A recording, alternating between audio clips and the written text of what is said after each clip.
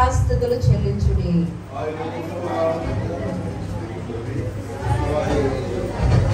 ఆయన కృప నిరంతరము నిలుచునని అహరోను వంశస్థులు అందురుగాక.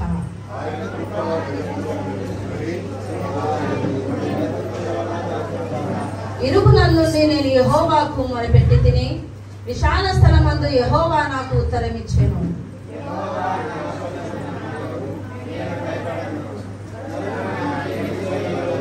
యెహోవా నా పక్షము వహించి నాకు సహకారి అయి ఉన్నాడు.